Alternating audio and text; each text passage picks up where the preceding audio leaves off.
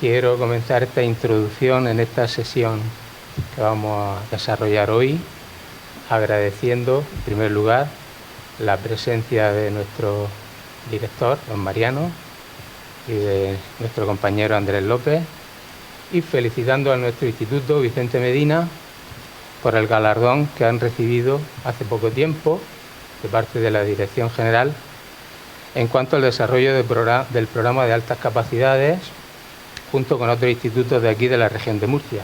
El ejemplo más claro lo vamos a tener hoy aquí, con estas intervenciones de estas compañeras que son las verdaderas protagonistas de este acto.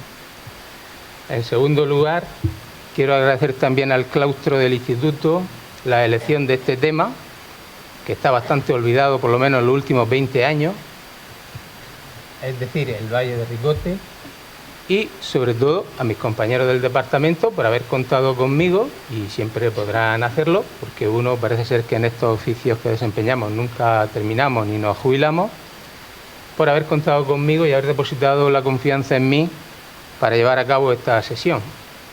Y especialmente a mis colaboradoras, que son excelentes alumnas, muy interesadas, y que espero que todo lo que digan y digamos aquí, pues tengamos claro algunos aspectos más significativos que hoy vamos a tratar, y que quizá por ser desconocidos no son menos importantes, ¿verdad? He hecho una selección, porque la he hecho yo, pero hay multitud de aspectos, podríamos estar aquí hasta las 8 de la tarde y no terminaríamos, que podemos tratar referidos a nuestro querido Valle de Ricote. Especialmente han sido unos estudios llevados a cabo por profesores de la Universidad de Murcia, profesores de la Universidad Europea, belgas y franceses, y sobre todo los 6 cronistas de las villas del Valle de Ricote, de la encomienda de Ricote, los que han llevado a cabo y promocionado su investigación y su divulgación a lo largo de todos los congresos internacionales que hace 20 años, repito, no se celebran y que se han celebrado en las diferentes villas del Valle de Ricote. Hemos querido también introducir en esta sesión las villas de Cieza y de Archena, aunque no correspondan a la encomienda de Santiago con capital en Ricote, a la encomienda de Ricote. ¿Por qué? Por los lazos históricos y geográficos que siempre han mantenido con estas 6 villas. Entonces, el Valle de Ricote es un territorio bastante complejo desde el punto de vista geográfico e histórico, por lo cual es necesaria su protección, conservación y mantenimiento. Desde esta humilde tribuna sí me gustaría hacer una instancia a las autoridades públicas, ya que están aquí grabando, para que se haga todo lo posible, repito, por conservar y mantener este espacio, yo diría, único en Europa, por lo menos en Europa. En el mundo no lo sé porque tampoco lo conozco. ¿De acuerdo? Entonces, introducimos, repito, conocimientos, contenidos de la muy leal y noble villa de Archena y de la villa de Cieza, en cuyo escudo reza el título de "Por pasar la puente nos dieron la muerte", como villas muy vinculadas a este espacio único, repito, del Valle de Ricote. Es un espacio de ricos contrastes, de secano y de regadío, cuyo corazón y alma es el río Segura, en cuyas riberas se asientan todos los pueblos del Valle de Ricote, ¿verdad? Porque sin el agua no hubiera sido posible el desarrollo de la vida y de nuestros antepasados en este espacio. De hecho, el nombre huerta, el vocablo huerta, deriva del árabe usus, que significa huertos, caseríos, y que da nombre también a la villa de Ojos, sin duda uno de los pueblos más bonitos de la región de Murcia, junto con Ulea. Me dicen compañeros y conocidos que en la Plaza de España de Sevilla existe una exposición de cerámica andaluza en donde aparece el pueblo de Ulea como uno de los más bonitos de España, en la Plaza de España de Sevilla. ¿De acuerdo? Quedó muy sorprendido también en la visita al valle el eminente antropólogo don Julio Caro Baroja, para que vean que aquí pues no lo estamos descubriendo nosotros ahora.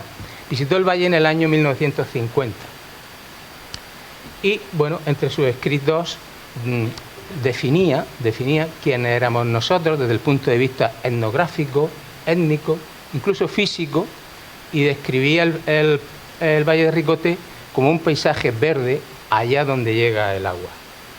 Entonces, el valle despertará nuestros sentidos con sus olores, sus sabores, la gastronomía, el paisaje, sus fortalezas, sus bosques de ribera y, sobre todo, la hospitalidad tradicional que caracteriza a sus habitantes.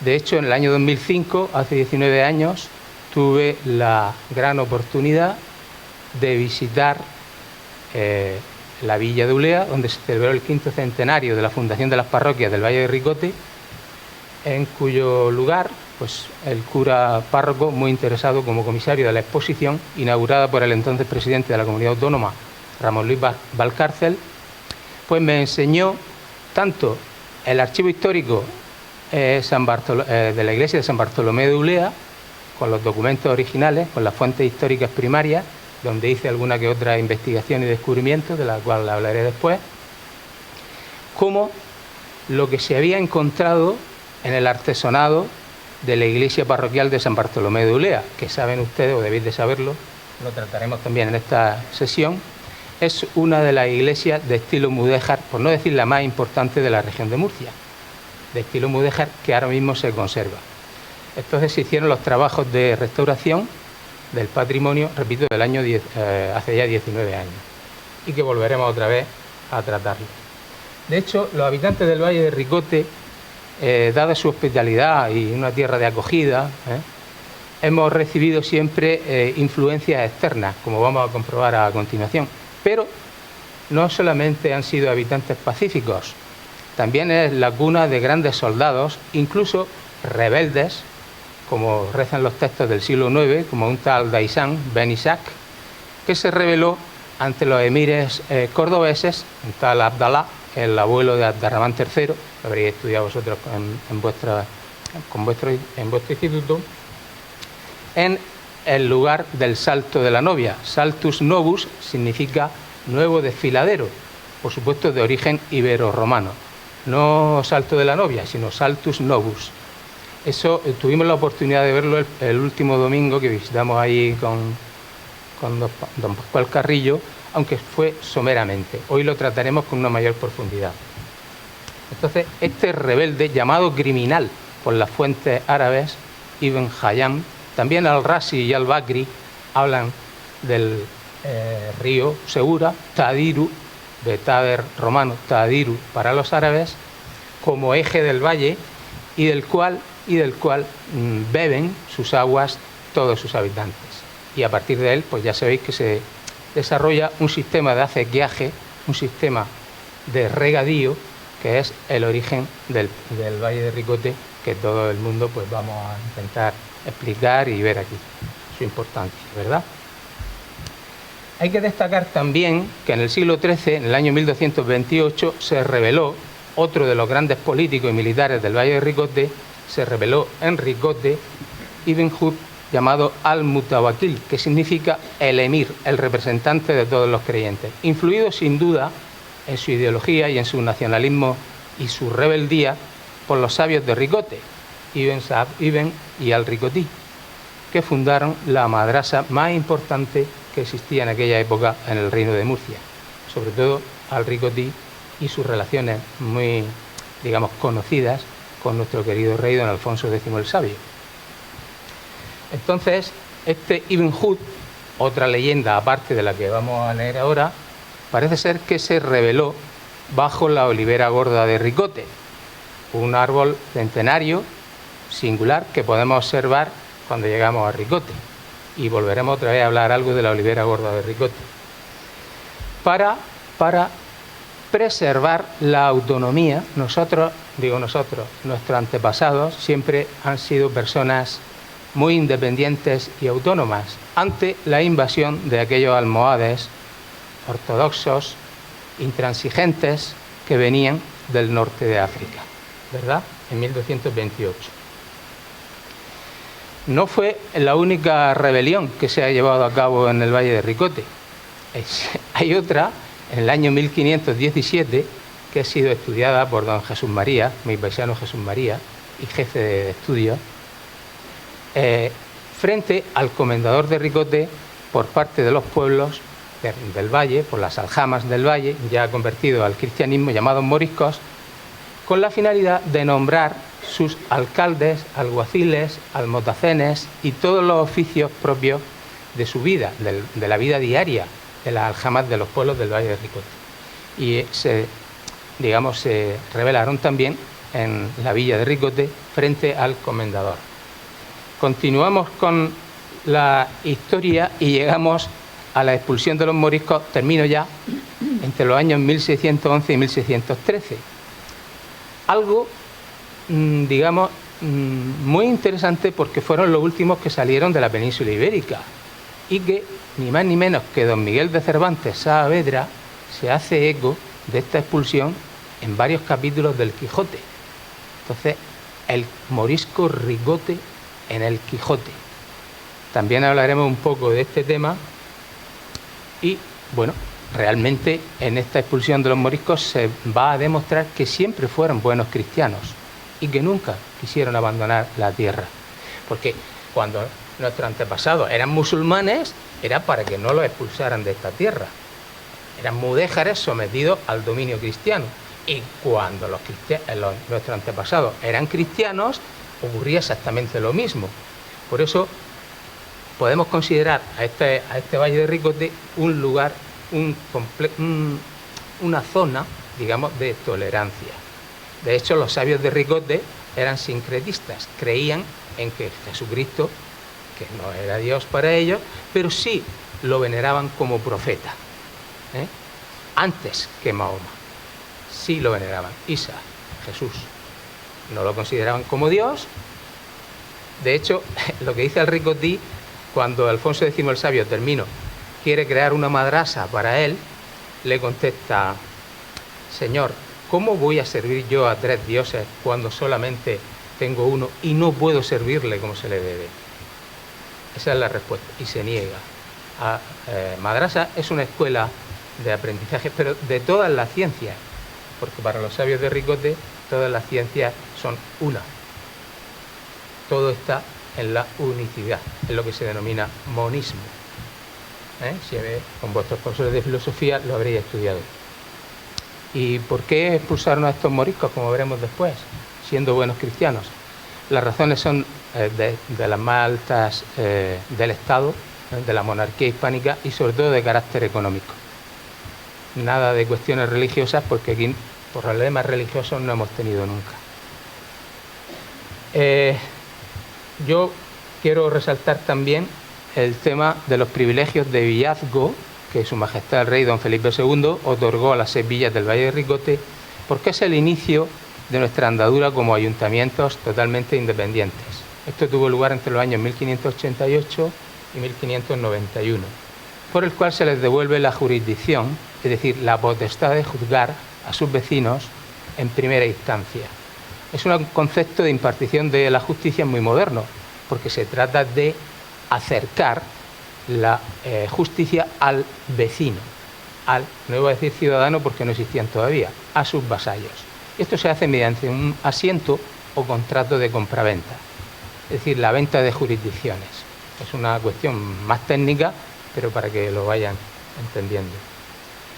Y por último, pues referiros que la continuidad demográfica desde la cultura ibérica hasta la actualidad queda totalmente demostrada en nuestro Valle de Ricote, pasando por romanos, musulmanes, nuevamente moriscos, hasta llegar a la actualidad, generando todas estas culturas un paisaje cultural que todos podemos, y espero que durante mucho tiempo, observar y proteger y disfrutar, y que en la actualidad se intenta, repito, explotar económicamente como una fuente de ingresos de carácter turístico.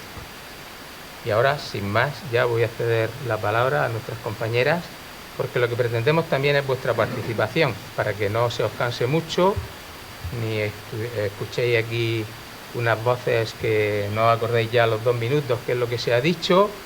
Entonces se pretende también vosotros que participéis y que preguntéis aquellas cuestiones que os interesen o que más os llamen la atención, porque intentaremos resolverlas.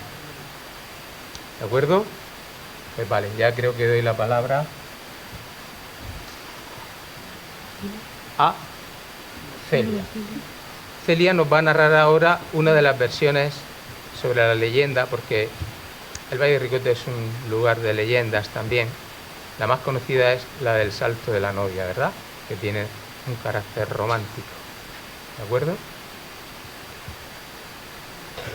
Hola a todos, soy Celia y como ha dicho Fernando, voy a leer la leyenda del salto de la novia. Érase que se era en Ricote una doncella cristiana, bella como las palmas y casta como la flor de los naranjos. Esta perla tenía dueño, un mancebo cristiano, con quien se iba a casar. El rey moro de Mula vio un día a la novia y se prendó de ella. El novio, que lo supo, se dispuso a huir, llevándosela, temeroso de que el agareno se la robara. Una noche, los desposados montaron a caballo y salieron sigilosos del lugar. Cuando llegaban por aquí cerca, después de haber vadeado el río para despistar al enemigo, vieron que éste, con buen golpe de jinetes, les perseguía. Galoparon sus corceles andaluces, los de los moros de raza más ligera, corrían más, les alcanzaron. El novio hizo frente a los infieles, lucharon, fue muerto. Eran ellos más. La novia entonces castigó a su potro, que emprendió un galope raudo. El rey moro venía detrás, muy cerca. Cruzaron así estas vegas. Los corceles, frenéticos, saltaban de roca en roca, trepaban por la montaña cual ciervos perseguidos. Corrían, corrían. Y llegó a este sitio la doncella. Ya no había más camino, la senda se cortaba bruscamente. Delante, el abismo. Detrás, el moro que llegaba. La novia clavó su acicate en el vientre del caballo, y el caballo saltó al otro lado, y partió velocísimo, salvando la heroica virtud de la cristiana. Enfrente, unas huellas redondas en las piedras. Es la señal donde puso sus cascos el caballo de la novia.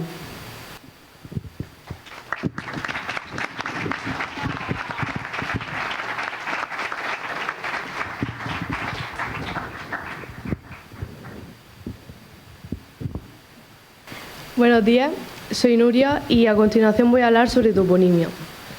Antonio González Blanco deriva los nombres del latín. Además tienen derivaciones del árabe. Ambas, latín y árabe, son lenguas madres. Debemos agradecer la labor desinteresada que desarrollan y han desarrollado diferentes asociaciones culturales como la Carraília de Abarán, naturalistas, personas más o menos anónimas y sobre todo profesores, catedráticos e investigadores, tanto de la OMU como de universidades belgas o francesas. Y por supuesto los cronistas oficiales de las 6 vías del Valle, que investigan sobre diversos aspectos de la rica cultura barricotí con publicaciones en los distintos congresos internacionales celebrados. Si nos remontamos al mundo ibérico, destaca la relación documentada entre los poblados del Cabecigo del Tío Pío y el yacimiento del Volvax, en Cieza o Seguisa, después Sillasa o Político, donde se ha encontrado una estátera moneda del Lesbos del siglo V a.C., que indica comercio con los griegos, o la desaparecida fuente negra del Borbotón, que servía de abastecimiento también en tiempos de la República Romana del siglo I a.C. La antigua Arxilaxis, como nombre prerromano de Archena, significa tierra arcillosa. Relacionado también con el Cabecigo, por desgracia maltratado arqueológicamente por particulares y uso de las aguas termales que ya conocían los íberos antes que los romanos. Sobre Abarán, unos opinan que deriva de Wadi o Ram, río o rambla. Otros piensan que puede ser una fundación de la tribu norteafricana de los Aguara o Faguara. Antes que blanca, era negra, por una roca de este color, la andesito, pero la Orden de Santiago en 1315 la denomina así por el color de su estandarte, aunque también puede significar terreno escarpado. Sobre Ojos se opina que deriva de agua, latino, encajonada, aunque existe un consenso sobre usos islámicos, huertos y caseríos en el siglo XVIII. Aparece Oxos. Hubo una colonia romana llamada Ulía en Córdoba, pero lo más probable es que Ulía signifique la del Alto, por el castillo fortaleza de la Sierra del Castillo. musulmana, posterior a Ricut tardorromano del Salto de la Novia o Saltus Novus, nuevo desfiladero. Ricote, roca, es un lugar de repliegue, de protección a partir del siglo X, con su castillo fortaleza de los Peñascales después de la conquista islámica, con su fuente en Algézar, que significa yeso o cal, derivado del árabe. Finalmente, sobre Villanueva se han publicado topónimos erróneos, ya en 1952 por un profesor villanovense que la denomina Asuete en 1502. En realidad es Asnete de Alsanat o Asnet, según textos de 1376, que significa la ladera. También se le ha llamado Ben Mur por Ibn Musa en 1498, alcalde moro del Valle y alfaquí de Asnete. Incluso Villanueva del Val de Ricote o de Ulea en el siglo XVIII, por el pleito que mantuvo sobre la supremacía de las parroquias con esta villa hermana.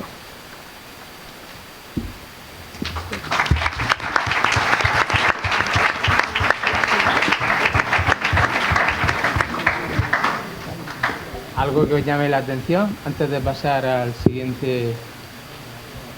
Levantar la mano y preguntar libremente, que para eso estamos aquí. ¿Ah?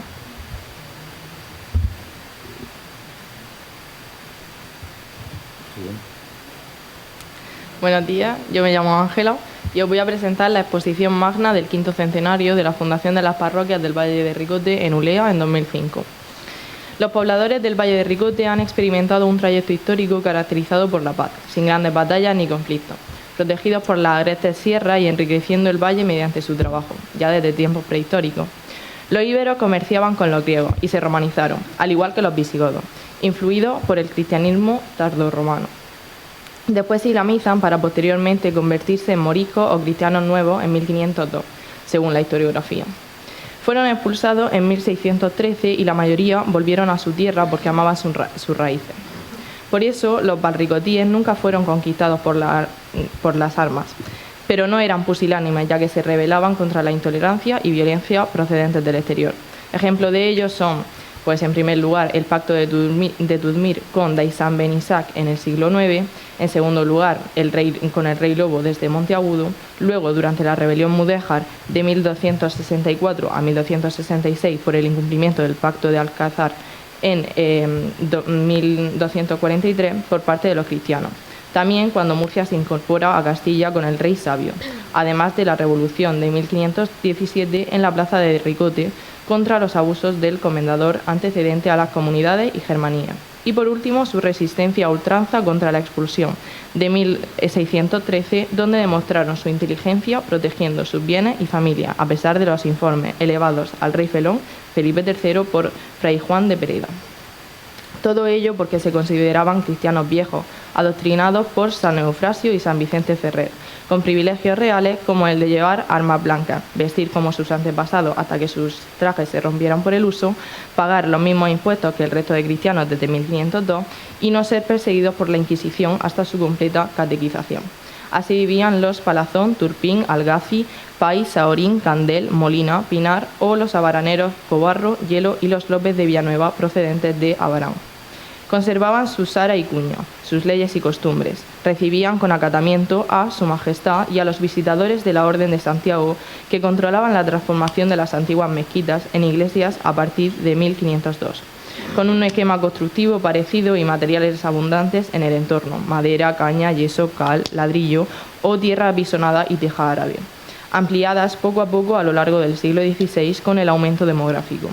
La de San Sebastián del Ricote, que sustituye al apóstol San Pedro como patrón, la de San Agustín de Ojos, antes dedicada a los apóstoles Santiago y Felipe, la de Ulea, dedicada a San Bartolomé mártir, o la antigua mezquita de Villanueva, dedicada primero a San Mateo y desde 1549 a la Virgen de la Asunción, con cimientos a cal y canto, 2 o 3 arcos fajones, contrafuertes y techidumbre de madera bien labrada, y que fueron ampliadas después con capillas dedicadas a la Soledad, los Dolores, Santo Cristo o Rosario, y destinadas al sepulcro de la oligarquía local, que financiaba su mantenimiento y el de los curas párrocos, Ricote, Ojos, Ulea, Villanueva y Abarán Blanca en un primer momento. En 2005 destacamos la restauración de la iglesia de San Bartolomé de Ulea, con un estudio de su evolución desde el siglo XVI a la actualidad. cuya techidumbre recuerda el artesonado morisco decorado a cinta y saetino. También destaca un vaso ático en forma de paloma, hallado en el cabecico del tío Pío del siglo IV a.C., un esquifos en la misma necrópolis y una falcata ibérica de hierro. En el yacimiento del Salto de la Novia se encontró un plato ápodo del siglo V, una lucerna, un amuleto almohade procedente de Medina Sillasa y un arco de alcoba. De Ricote se expuso una pileta de abluciones del siglo XIII, quizá donde se purificaban Insabín y Alricotín, vellones de Juan II y Enrique III. De Ojos se presentaron las esculturas de sus primeros patronos cristianos, Felipe y Santiago, y de Ricote el de San José de Salcillo, cuya iglesia posee el órgano barroco más importante del valle, restaurado por maestros belgas. Destaca una pareja de lienzos al óleo de los Santos Juanes, de Valdés Leal del siglo XVII, procedentes de la pinacoteca privada más importante del valle, de la fundación de Doña Isabel de Villanueva, subastada en 1952, y también los planos de la parroquia de Villanueva, del arquitecto don José Ramón Berenguer en 1859, continuados hasta la finalización de las obras por don Justo Millán y basados en los originales perdidos de don Juan de Villanueva, arquitecto real de Carlos III y Carlos IV, y autor del proyecto del Museo del Prado.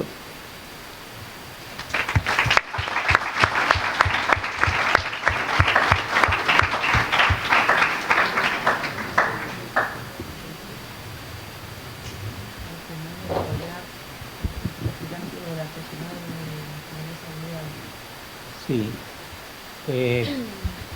Cuando estuve allí en Ulea con el cura párroco, comisario de la exposición, don Cristóbal Sevilla, tuve la oportunidad de ver las vigas de la techumbre que fue, digamos, incendiada por un incendio en el año 1754, donde dice en una inscripción en una de las vigas de la techumbre que la iglesia fue costeada por los vecinos.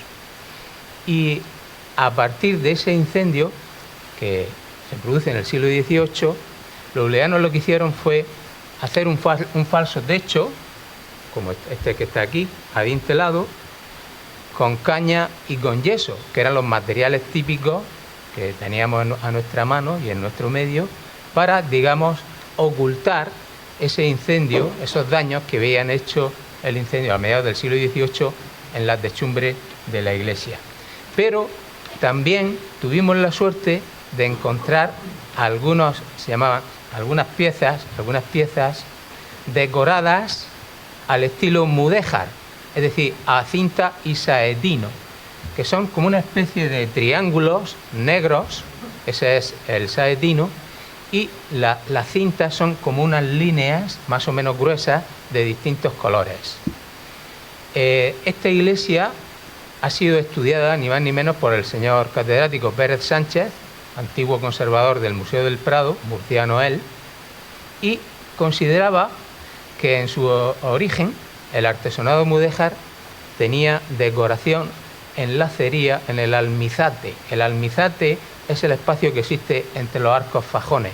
Los arcos fajones, lógicamente, son los que soportan el techo y el peso de la cubierta. Pues el señor Pérez Sánchez, antiguo conservador del Museo del Prado, consideraba que sí, que existía una decoración en almizate, lazos de A8. Sabéis que los musulmanes y después los mudéjares decoraban sus iglesias y sobre todo las mezquitas, con motivos geométricos, y él consideraba que sí. Muy parecido también a San Onofre de Alguazas, que es otra de las iglesias también mudéjares. Entonces, ahora mismo, si visitamos la iglesia, podemos observar todo el esplendor de la restauración de la cubierta, que es lo más importante del templo.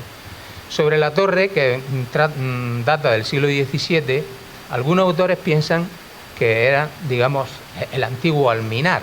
Otros piensan que no, puesto que la población de Ulea, a comienzos del siglo XVI, pues era muy escasa, igual que la de Villanueva, entre 20 y 23 vecinos. No se sabe exactamente el número de habitantes porque no existían censos como hasta ahora, pero sabiendo los vecinos, que eran las cabezas de familia, se puede multiplicar por 4 o 4,5 que era automáticamente la unidad familiar, y obtenemos el número de habitantes que tenía cada uno de esos pueblos. Entonces estamos hablando de 100, 115 habitantes.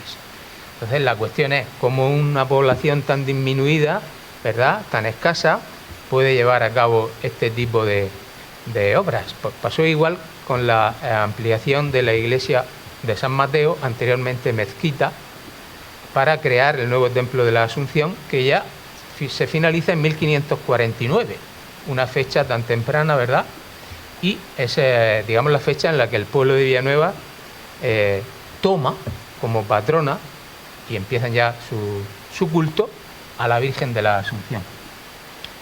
Esta iglesia, pues lógicamente bastante más tardía, se inauguró en 1882, ¿verdad? O ha sido definida como la Catedral del Valle de Ricote. Tiene una historia muy larga, porque la historia de la iglesia de Villanueva es la historia del pueblo. De hecho, el antiguo obispo de Cartagena en el año 1851, don Mariano Barrio, no estaba muy de acuerdo con el gran dispendio que se había hecho, grandes gastos en la construcción del templo, argumentando que qué hacía un templo semicatedralicio en una aldea tan reducida. Y es que, claro, la gente del pueblo, incluso las mujeres, habían guardado piedra a piedra, sillar a sillar, en sus casas, en sus domicilios, para que a lo largo de todo el siglo XIX, a partir de 1811, que es cuando empieza realmente la construcción de esa iglesia, fueran aportando estos sillares para su construcción. Entonces, claro, los avatares del tiempo se hicieron larguísimos para terminar la obra en 1882. Pero os puedo decir que en su terminación intervinieron el marqués de Corbera, que era el propietario del balneario de Archena, y su hermano el vizconde de Rías. También otros, digamos, hacendados de Ricote, como el marqués de Gondomar, y sobre todo también los Llamas, que son los antepasados de la familia Álvarez Castellanos. Todo el mundo conoce a nuestro querido Paco, ¿verdad?, nuestro primo de mi mujer, que donó el Palacio de Llamas para que se instalara en él el actual Ayuntamiento de Ricote. Pues también los Llamas y otros hacendados de la Huerta colaboraron en la terminación de la obra y de la, digamos, iconografía, el conjunto de imágenes que hoy en día podemos observar. Tampoco me quiero entretener mucho, porque si no se nos hace muy larga la exposición.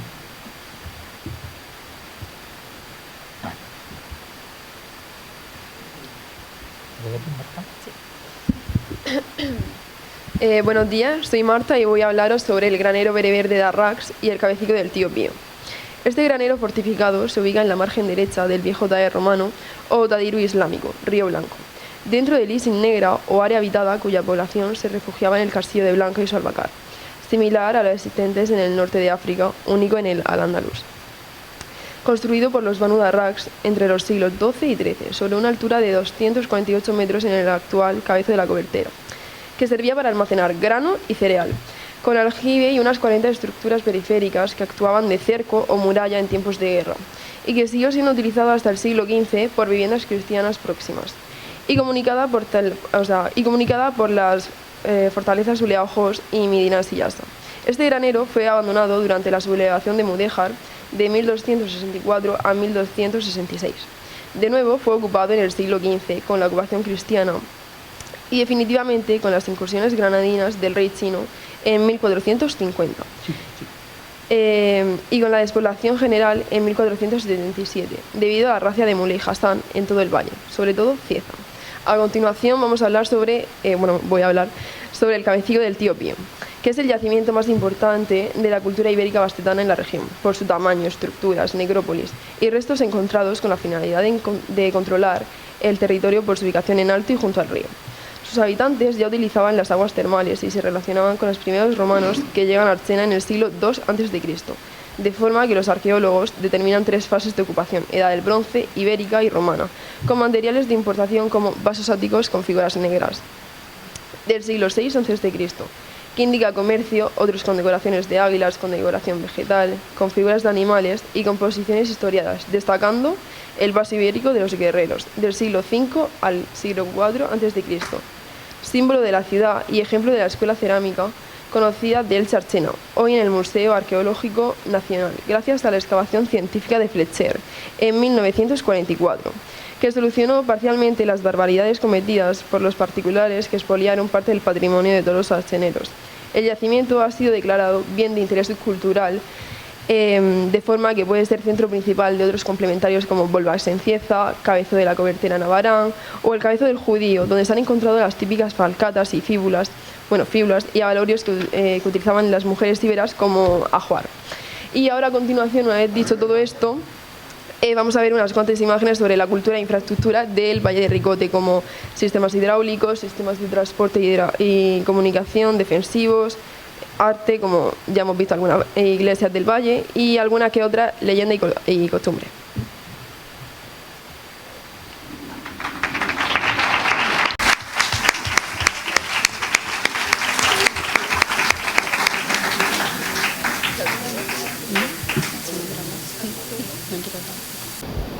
El castillo de Archena está documentado en el año 1244. 1244. Se ubica los restos, porque está prácticamente destruido, en ruinas, en lo que los archeneros conocen como el Cabezo del Ciervo.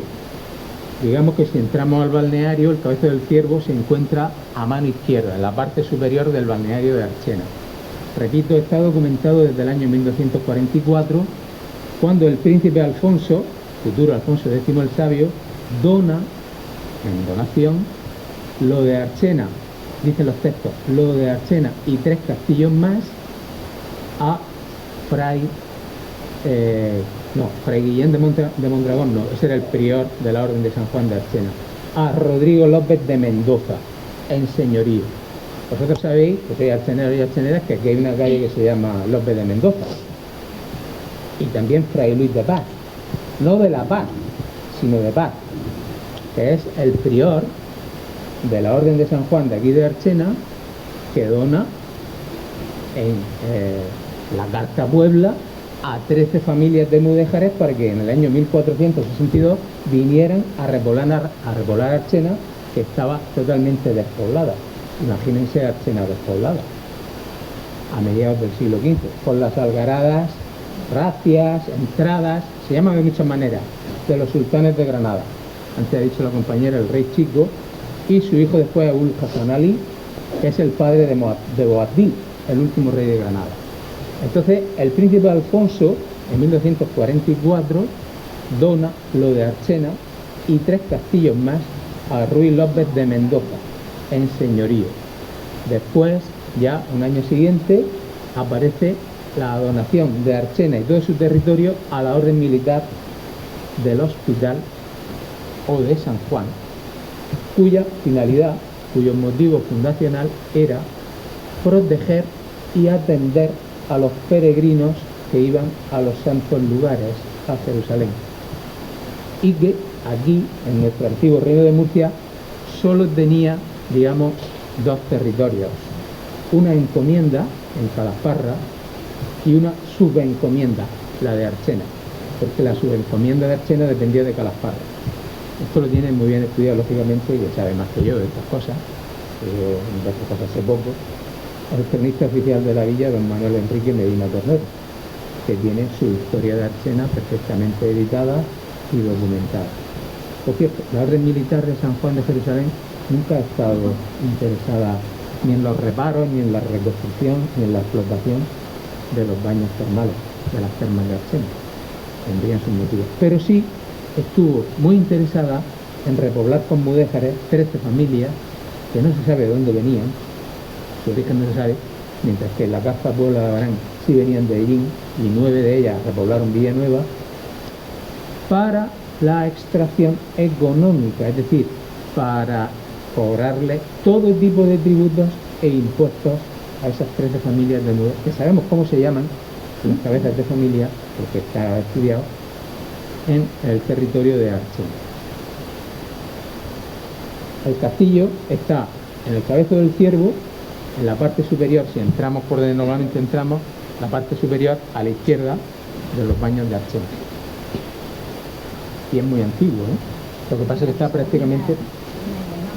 Sí, quedan algunos restos, pero algunos lienzos que se llaman técnicamente, algunas ruinas de los muros.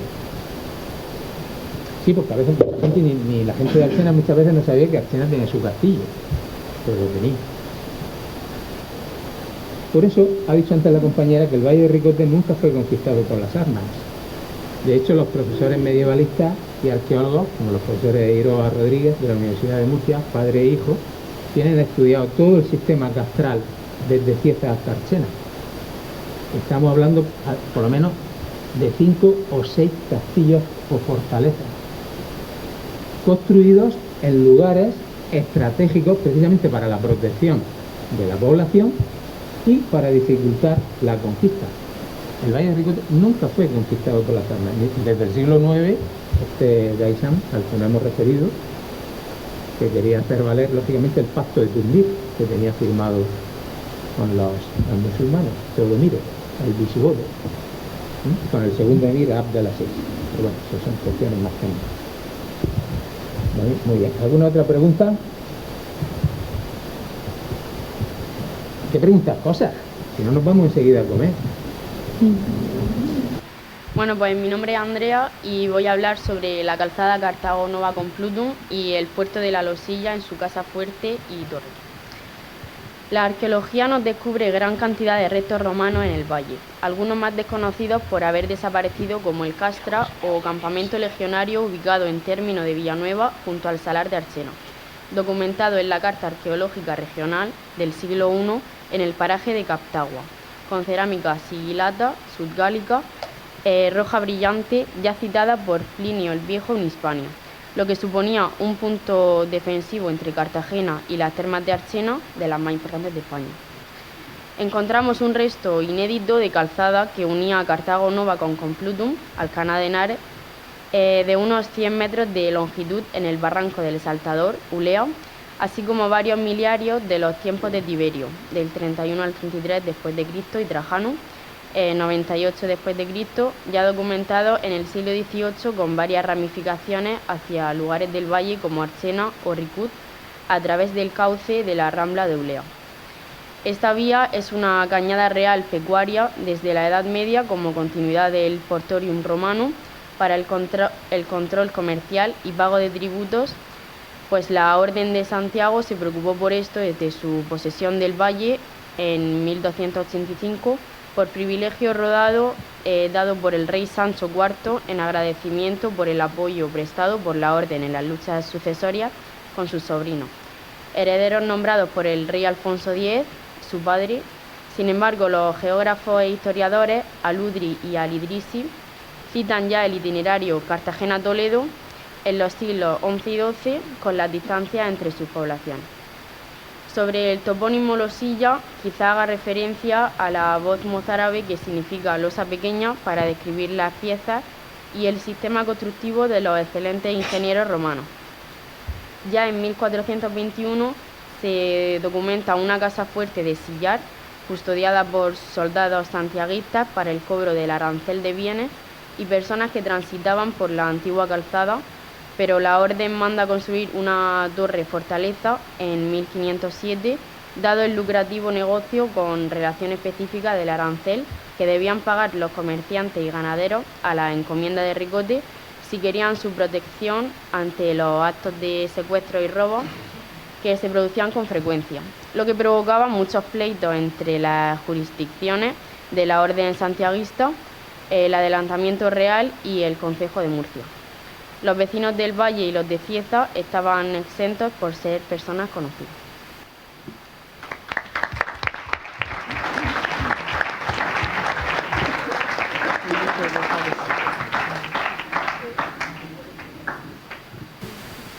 Entonces, a ver si aquí hay alguna pregunta. Emma. Buenos días a todos, yo soy Emma y como buena archenera mi tema es las termas de Archena, ya que ese es su término antiguo y como prefiero llamarlo. Comenzaré diciendo que las condiciones geográficas para la instalación de infraestructuras termales no eran favorables, debido a que el nacimiento de las aguas está casi a la misma cota del río. Además, la superficie a ocupar se encontraba en una ladera del Cabezo del Ciervo, y el régimen irregular del Segura suponía riadas muy frecuentes que las destruían al carecer de embalses o pantanos reguladores. Sin embargo, tenemos una de las termas romanas más importantes de España, en las que se invirtió una gran suma de dinero privado y público. Los enfermos podían sanar, no por el contacto de las aguas, sino por la relación que establecían con la divinidad, a cuya protección se encomendaba el balneario, dejando un pequeño óvulo tras introducirse y realizar el recorrido ritual por el templo dedicado a la diosa de la salud. Según los restos arqueológicos encontrados, con piscina porticada y capilla con columnas de travertino. La famosa lápida de los dúmviros, Cayo Cornelio Gapito y Lucio Eio Labeo del siglo I, nos informa que hubo un momento de construcción de instalaciones por iniciativa privada. Una inscripción aparecida en el siglo XVIII, hoy perdida, referida a Lucio Turcilio Rufo como mecena, e hizo que se llegara a saber que hubo un momento destructivo por causas naturales y otro de recuperación con erario público. La zona administrativa no se ha excavado, aunque se ha encontrado una moneda de Sertorio del siglo I a.C., partidario de César, en la Guerra Civil, por lo que las termas jugarían un importante papel en la vida de Cartagena a Complutum. Es probable que ya los íberos del Cabecico conocieran las aguas termales, y que los primeros romanos también, a través de ellos, iniciando la realización de un horno para cocer ladrillos y tejas, utilizado como vertedero en la época de los Flavios y extrayendo la cantería del Cabezo del Ciervo. También se descubrió una prensa para aceite, dependencias de Opus Incertum y la reutilización de columnas y pavimentos después de la riada de la primera mitad del siglo I después de Cristo. La lápida de los dúmviros muestra el cambio de Archena a Municipium por promoción urbana, posiblemente dependiente de Cartagena, resaltando su malecón único en la región. Su efectividad se evidencia en la conservación de los muros ante las inundaciones. Se conservan solo los cimientos de dos edificios públicos sepultados por huertas medievales, junto a la noria de sangre. Probablemente eran un templo o una curia para la asamblea popular. Se ha encontrado una mansio con pinturas parietales de figuras humanas, animales y barcos en algunas habitaciones.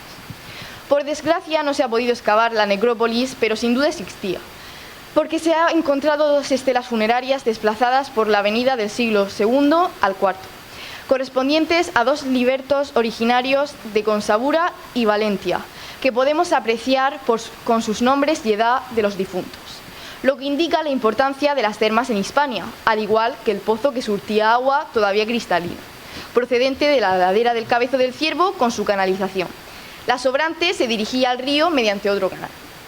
A finales del siglo I, el balneario se abandona. El programa pictórico de la Mansio no se termina totalmente debido a la falta de dinero, pero a finales de siglo la ocupación es marginal, hasta entrado el siglo II, cuando se abandona definitivamente. Sin embargo, se ha excavado una tumba tardorromana del siglo IV, cubierta por las gravas en el patio de la Mansio, y cubierta de 4 lajas grandes y regulares, con esqueleto de una mujer entre 20 a 30 años sin ajuar, por lo que existía una comunidad hispano-romana en el entorno de las termas. Como conclusión, Archena fue importante para el Imperio Romano por la presencia de población indígena acostumbrada a tratar con los colonizadores griegos, por lo que había que controlar a los íberos del Cabecico mediante la romanización. Además, era importante la clientela procedente de Cartago Nova. Por ello se invierte bastante pecunio en la construcción y mantenimiento, incluso es imposible que ya hubiese una presa aguas arriba, en Ojós, cuya destrucción por motivos naturales o humanos provoca una riada con estratos de 2 metros de espesor. Casi con seguridad, Archena tuvo categoría de municipio, con instituciones y derechos ciudadanos que vivían en el Cabecico, ya que el topónimo Arxilaxis es prerromano. Y si la divinidad se mostró en el balneario, aquí debía permanecer, porque la continuidad de las diferentes culturas es patente desde los íberos hasta hoy. Entre los siglos IV y XIII no hay registros escritos sobre Archena, pero a mediados del siglo XVIII se descubrieron las termas durante la construcción de un aljibe. A pesar de que conoció la presencia de un castillo en el Cabezo del Ciervo, no se menciona en la escritura de población de 1462. En 1579 se hace referencia a los baños naturales en posesión de la Orden Hospitalaria. En el siglo XVIII, Ignacio López de Ayala escribió sobre las aguas salutíferas de Archena en un poema. Tras una riada en 1776, se reconstruyeron los baños por orden del rey Carlos III. En 1850, los baños fueron desamortizados y adquiridos por el marqués de Corbera. La ermita de Nuestra Señora de los Ángeles fue remodelada en 1878 y dedicada a la Virgen de la Salud, la patrona de Archena desde 1939. Actualmente, Archena es conocida como una ciudad termal con modernas instalaciones para servicios hidroterapéuticos y atrayendo a visitantes de todo el mundo. La alcaldesa Patricia Fernández López ha participado en congresos internacionales sobre termalismo, como el último celebrado en Uruguay.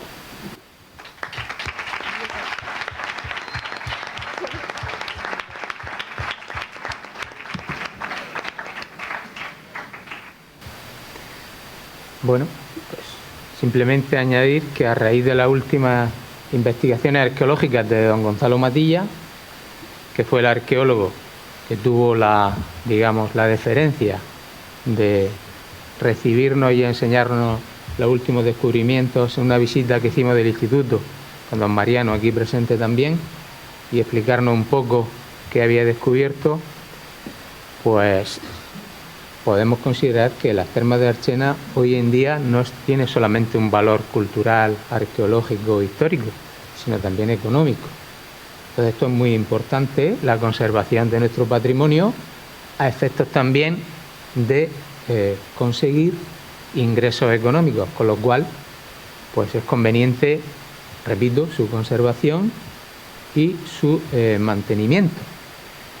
Y con esto quiero enlazar también sobre el yacimiento del Salto de la Novia. Cuando estuvimos el domingo viéndolo allí, tuvo también lo que pudimos ver don Andrés, para que también, como un lugar extraordinariamente importante dentro del Valle de Ricote, pues que también se mantenga y que se cree, digamos, pues una institución, algo de carácter museístico, como importante que fue ese yacimiento de Ricut allí en el Salto de la Novia. Gonzalo Matilla considera que los romanos ya construyeron, a raíz de las dos riadas tan importantes que destruyeron el balneario, ya construyeron una presa en lo que hoy es el Azul de Ojos. Es una teoría que él tiene. De lo contrario, no tiene mucho sentido la construcción del Gran Malecón, que eso es único en la península ibérica. El malecón que defiende a las instalaciones del balneario de la avenida del río es único en la península ibérica, no hay otro, por lo menos que se haya encontrado. Entonces, también es muy interesante cuando entramos allí a uno de los hoteles del balneario ver las dos estelas funerarias que hay ahí, porque nos indican las dos estelas funerarias a quién pertenecía esa tumba, de dónde procedía y la época en la que fue enterrado en la necrópolis. Y al balneario venía gente, como ha dicho la compañera antes, de Consabura, que es consuegra, en Toledo, y también de Valencia, lo cual indica pues el gran desarrollo que tuvo las termas a nivel nacional, ¿verdad? Pues, si no hay ninguna pregunta más, continuamos.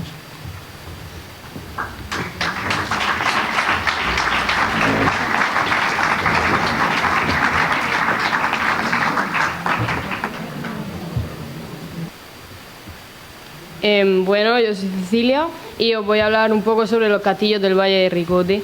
Como ya hemos dicho antes, se dice que el valle no fue conquistado por las armas porque sus características geomorfológicas, al estar situado entre sierras más o menos elevadas, proporcionaba condiciones aprovechadas por sus habitantes para la construcción de un verdadero sistema castral que sirvió de defensa y refugio en épocas difíciles por distintas causas.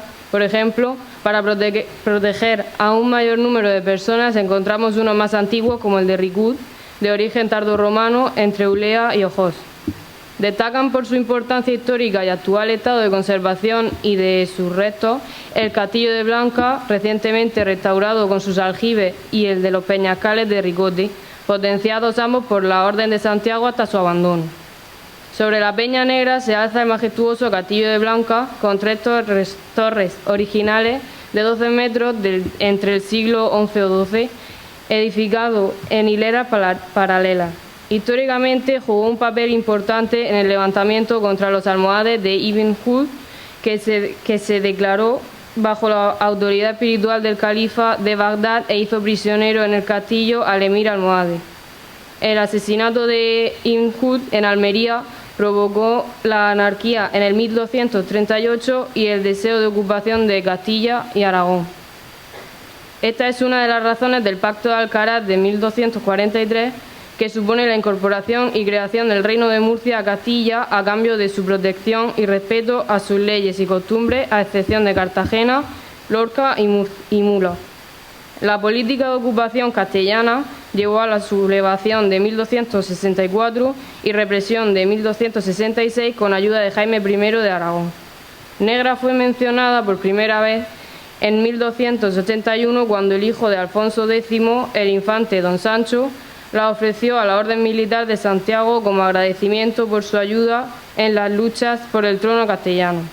Esta fortaleza también fue importante durante la ocupación aragonesa del Reino de Murcia, donde el rey Jaime II negociaba alianzas y tratados a pesar de la oposición de algunos líderes de la Orden de Santiago. La cercanía con Granada hizo que el valle fuera inestable e inseguro, lo que llevó al rey aragonés a pedir ayuda a los magrebíes. Sin embargo, los habitantes locales rechazaron su estilo de vida y finalmente la fortaleza fue devuelta a Castilla en 1304. Blanca es mencionada por primera vez en 1382 cuando contribuyó con doblas de oro al rey Juan I para la guerra con Portugal. Sin embargo, a mediados del siglo XV, el castillo comenzó a deteriorarse a pesar de albergar al maestre don Enrique de Aragón en 1445 con 15.000 hombres. En 1448 fue asediado debido a disputas por la sucesión al maestrazgo entre don Álvaro de Luna y don Rodrigo Manrique.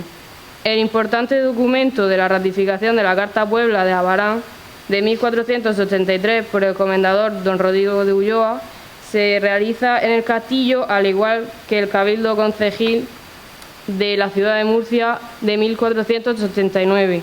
Por la epidemia de peste que asolaba la ciudad para nombrar los cargos concejiles. Dado el abandono de los peñascales ricoteños ya en el 1515, algunos comendadores residían en Blanca, como don Francisco Enríquez de Rojas en 1544. En el inicio del siglo XX, los expertos examinaban la fortaleza y destacaban la relevancia de las 3 torres de doble cuerpo para su defensa, señalando innovaciones como las saeteras con plano inclinado para mejorar la precisión de los disparos.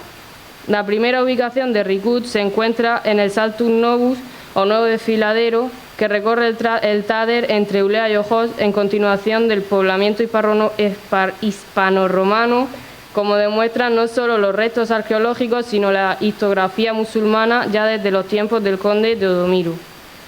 Los peñascales tienen una historia que se remonta al 738, cuando Ali Hudmin tomó posesión de la fortaleza. En el 896 resistieron una expedición de los omeyas cordobeses durante la rebelión de Tudmir y muchos de sus caballeros fueron despeñados y ahogados en el río Segura. La fortaleza contaba con 2 anillos de muralla para proteger la población, además de aljibes, fosos, puertas y escalinatas con paredes de hasta 4 metros de altura. En 1228, Ibn Hud se rebeló contra los almohades nuevamente en este lugar, siendo coronado rey, según los ricoteños, bajo una emblemática olivera gorda reconocida como árbol singular.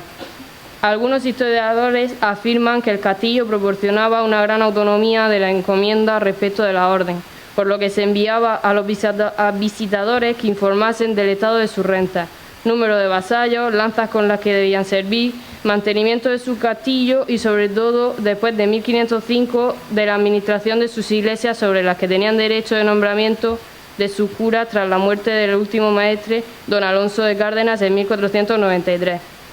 Por ello, don Juan Pacheco, marqués de Villena y gran maestre, ordenó una visita al valle y castillo de Ricote en 1468, donde se describió de forma muy clara la construcción y dependencias, incluso de su ubicación, tras unos riscos que lo escondían casi totalmente, lo que permitía dominar el territorio sin excesivo riesgo, por lo que el decreto de expulsión de los moriscos en 1609 provocaba la salida solo de los granadinos refugiados en el valle tras la sublevación de las Alpujarras, mientras que los valricotís se refugiaban en él muchos años después por su ubicación inexpugnable, lo que explicaba el interés de su ocupación antes y después de la Reconquista. El fin del peligro islámico con la conquista de Granada pudo ser una de las razones del desinterés de su conservación, pues en la visita de 1481 los caballeros de la Orden fueron recibidos por los alcaldes y regidores de los lugares, describiendo la fortaleza como apartada de la villa en una sierra muy alta. Todavía presentaría un aspecto imponente, con su albacara y castillo propiamente dicho. Tendría un espacio vacío conectado por una muralla como refugio colectivo ante las guerras contra Granada en 1477 y Aragón, obligados los mudéjares valricotís a mantenerla y repararla. El castillo tenía torres y se podía entrar por unas sólidas puertas de madera con dos cerraduras, una de hierro y otra de madera. La torre principal, llamada del homenaje, tenía una escalera de madera levadiza y esta estaba equipada con habitaciones y servicios para resistir los asedios, incluyendo una sala de estar con una chimenea central, una capilla con un altar que originalmente tenía una imagen de la Virgen, que era trasladada a la iglesia de Santiago cuando a veces un moro era nombrado alcalde. Un amplio salón, un horno de pan, una cocina, una mazmorra, 5 molinos de mano para hacer harina, una bodega de vino y un aljibe cubierto en una bóveda al que se llegaba por una puerta falsa. Una gran sala cuadrada almacenaba armas metálicas y de fuego, como escudos, cascos, corazas y barriles de pólvora, junto con muchas ballestas de hierro y madera. En el patio se guardaban piedras preparadas para ser disparadas con la artillería. Con los comendadores Garcilaso de la Vega y Miguel Pérez de Almazán, a finales del siglo XV y principios del XVI, el castillo se deterioró debido a su negligencia y otros intereses cercanos a los reyes católicos. Los daños incluso afectaron la torre del homenaje, que estaba casi en ruinas. Dejó de ser residencia de los alcaides y comendadores, quienes se trasladaron a la casa fuerte de la encomienda en la plaza de la villa, conocida hoy como Plaza de las Monjas. Para 1507 el castillo estaba en ruinas y en 1515 estaba completamente derruido. Hoy es testigo de la historia del valle en ruinas, aunque muchos ricoteños de varias generaciones creían en la existencia de verdaderos tesoros enterrados en sus inmediaciones. Objeto de visita de senderistas y curiosos, supone una demostración de que nuestra tierra nunca fue conquistada por las armas.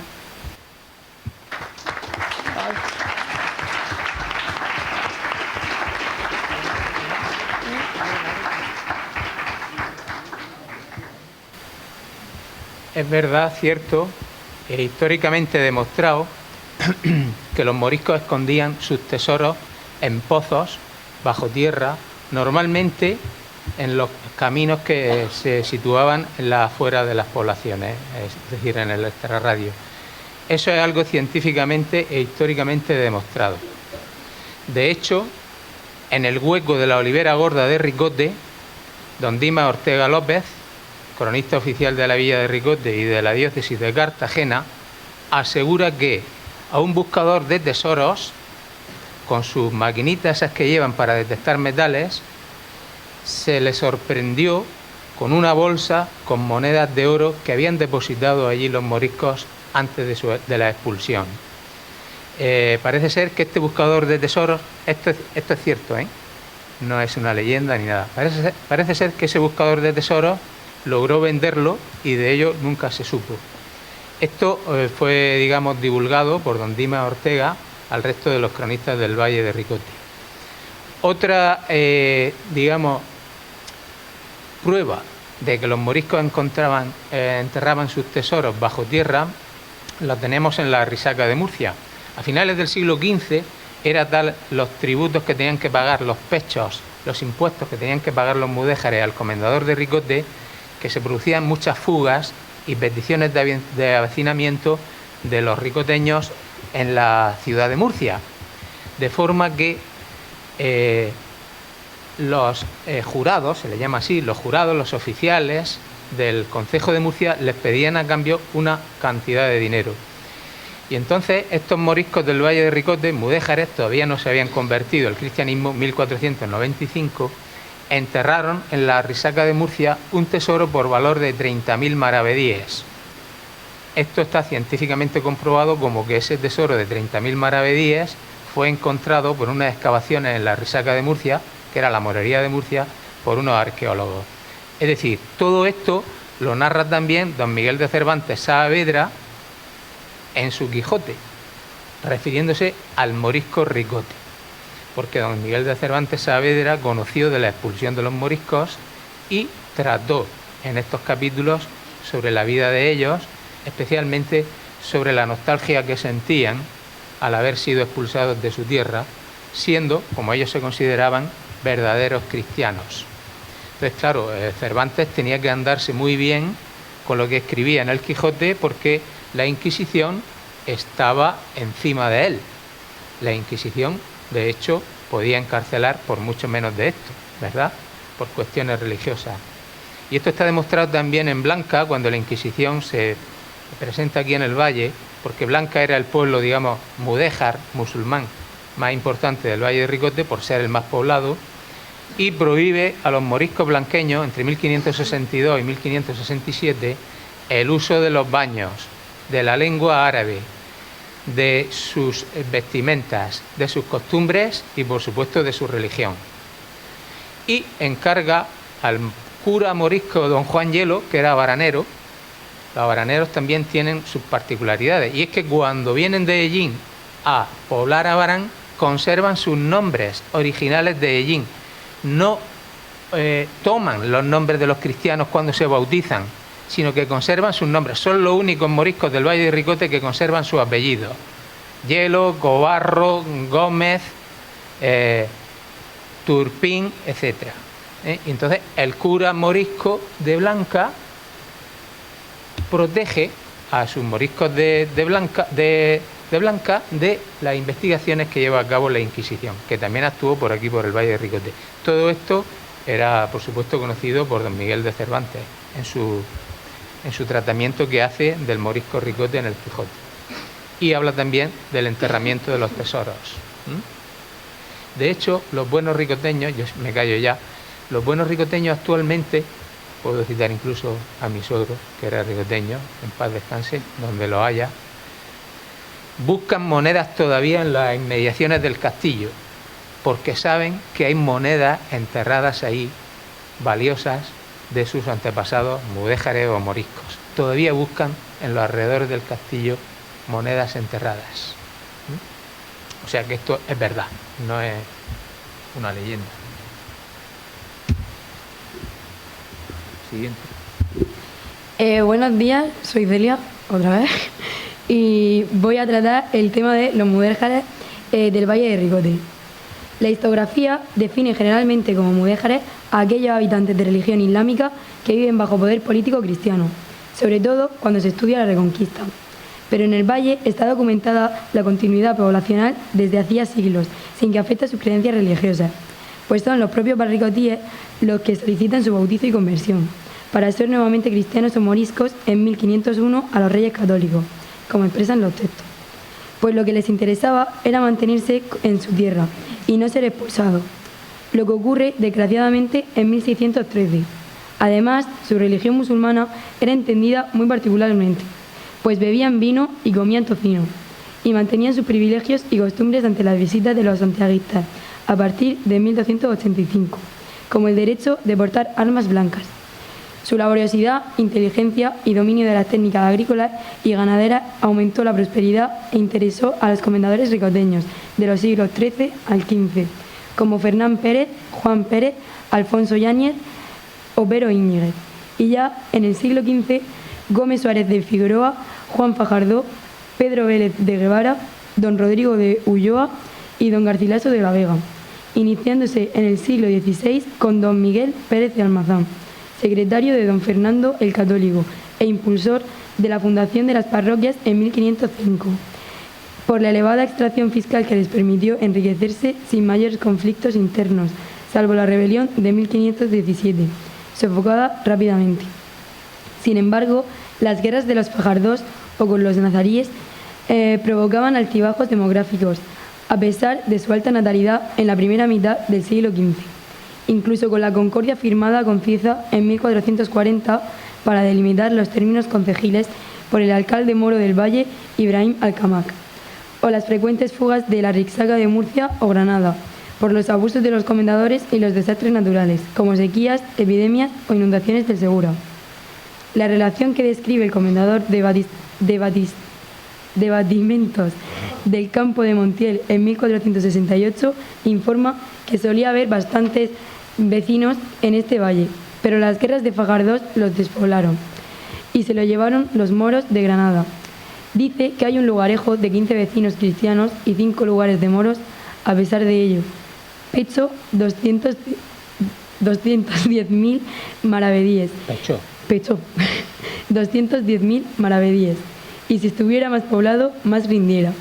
Solo conocemos como foro de población la Carta Puebla de Abarán, de 1483, concedida por don Rodrigo de Ulloa a familias mudéjares procedentes de allí, de las que unas 9 fueron también a repoblar Villanueva, confirmada 10 años después por los Reyes Católicos, registrándose un aumento demográfico constante entre 1468 y 1503 de 165 a 232 vecinos, respectivamente, unos 1000 habitantes en esta última fecha.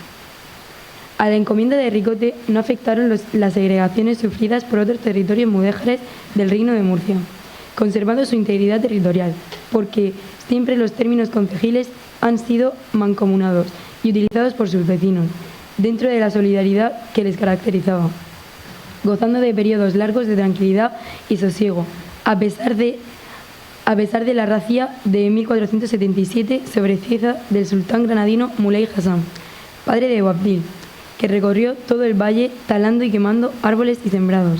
Sin embargo, unos a la fuerza y otros voluntariamente se dirigen a Granada para mejorar su situación, pero a los 2 meses vuelven al valle con una carta de seguro de la reina Isabel I, pues la encomienda queda maltrecha económicamente, como aseguraba el comendador don Luis Manrique, sobrino del gran maestre don Rodrigo Manrique.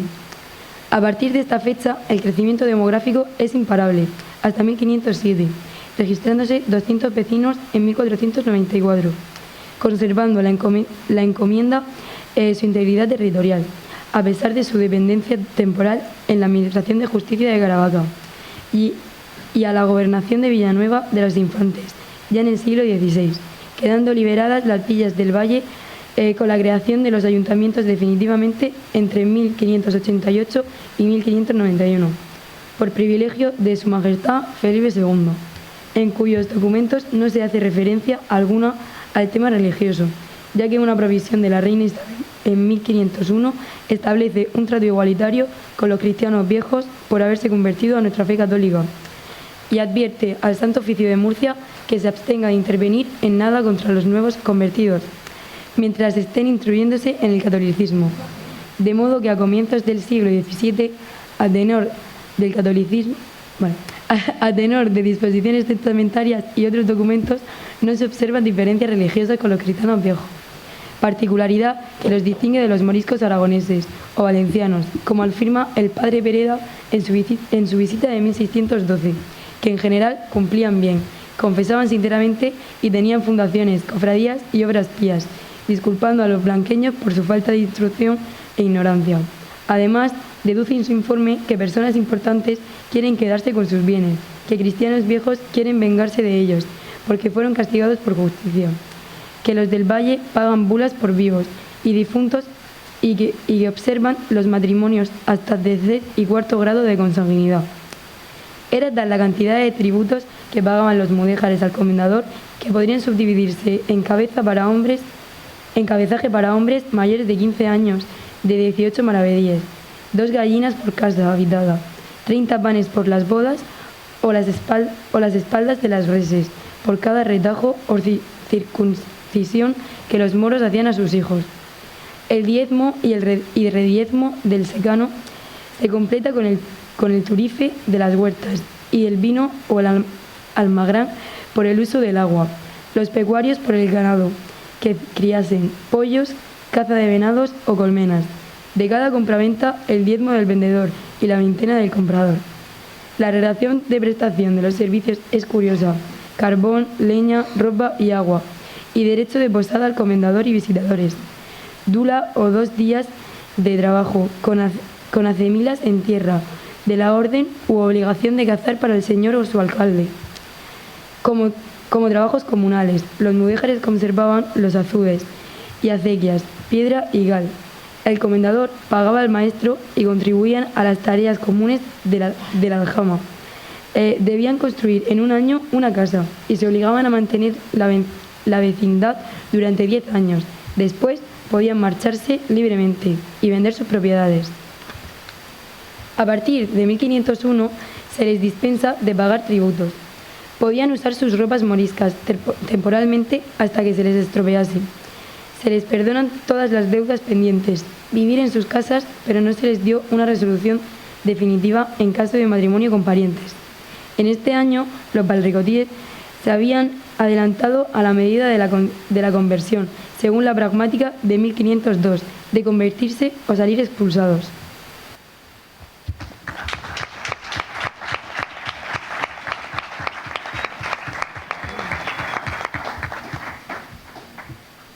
Bueno, yo respecto de lo que ha dicho Celia, 2 cuestiones nada más. Comparando la Carta Puebla de Archena, ahí tenemos un texto en aljamiado. El aljamiado es, digamos, la lengua tanto hablada como escrita que se hablaba aquí en el Valle de Ricote y en Archena en la segunda mitad del siglo XV. Y lo que estamos viendo ahí es el privilegio del comendador de la Orden de San Juan o del Hospital, Fray Luis de Paz, a las 13 familias que vienen a repoblar Archena. Pues comparando esa Carta Puebla con la Carta Puebla de Abarán de 1483, de la cual hemos escuchado algunos tributos o pechos que pagaban estos mudéjares en Abarán, simplemente os diré, por no entrar en esa, que la Carta Puebla de Archena todavía es más gravosa, es decir, es más abusiva para los mudéjares que vinieron aquí a Archena que la de Abarán. Y ya habéis escuchado algunas cosas, no todo, de lo que pasaba en la Carta Puebla de Abarán. Eso por un lado. Por el otro lado, también a los mudéjares se les permitía, a finales del siglo XV, contraer matrimonio hasta la 3ª o 4ª generación. ¿Qué significaba eso? Hasta que estuvieran plenamente instruidos en la fe católica. Consecuencia doble. Primero, la enfermedad de la porfiria, para los que vayáis a estudiar ciencias, medicina y otras cuestiones sanitarias. La porfiria es algo típico, especialmente de la Villa de Blanca. Es una enfermedad de carácter inmunológico, pero que se manifiesta en la piel y que es consecuencia de la mezcla de sangres en, digamos, cercanía, ¿no? En primera de padres a hijos, de hijos a padres, y eso es como consecuencia de una costumbre de los mudéjares de contraer matrimonio en segunda o en tercera, digamos, consanguinidad, ¿verdad? Eso está estudiado también desde el punto de vista histórico, no solamente científico. De hecho, una vecina de Archena, muy amiga mía, que fue consejera también de sanidad aquí de nuestra comunidad autónoma, especialista en genética y enfermedades raras, es la que lo tiene estudiado. La señora doña Encarna Guillén. Entonces es algo típico de aquí del Valle de Ricote, entre otras, digamos, singularidades. La porfiria, ¿no? Bueno, yo conozco ahora mismo un caso de porfiria, no lo voy a citar. Y era por eso, ¿no? Por los matrimonios excesivamente consanguíneos. ¿Alguna cosa más que queráis? Sí. Bueno, es que los mudéjares tenían su propia organización política en la elección de los cargos de las aljamas. Las aljamas eran los lugares, los pueblos donde vivían. y ellos, para elegir, digamos, a su alcalde, al alcalde moro del valle, se reunían de los 6 lugares bajo el pino de la Rambla del Sorbente, en cuyo lugar estamos viendo ahí una imagen, y para rememorar este acto de elección de cargos concejiles se ha, digamos, instalado una serie de placas conmemorativas para que ese lugar fuese recordado por los habitantes actualmente del Valle de Ricote. Es un lugar emblemático donde ellos, los mudéjares, elegían al alcalde moro del valle, cuya función era elevar al comendador en Ricote o su alcaide, que era el que gobernaba el castillo, todas las quejas y peticiones en defensa de sus derechos, especialmente por la alta fiscalidad a la que se veían sometidos. Algunos de los impuestos, que había muchos más, pues ya lo ha citado la compañera. ¿Más cosas que os llame la atención? Bueno, la palabra mudéjar significa el que paga impuestos, del árabe mudayan, el que paga impuestos. El que paga impuestos a los cristianos, porque las leyes del Corán prohíben tanto la esclavitud como el pago de impuestos a los que participan, a los que son islámicos, a los que profesan la religión de Mahoma. Pero claro, al estar bajo el señorío y el poder político y militar de los cristianos, pues había que pagarle el impuesto. Y eso significa la palabra mudéjar, el que paga impuestos. ¿Más cosas? ¿No? Pues entonces...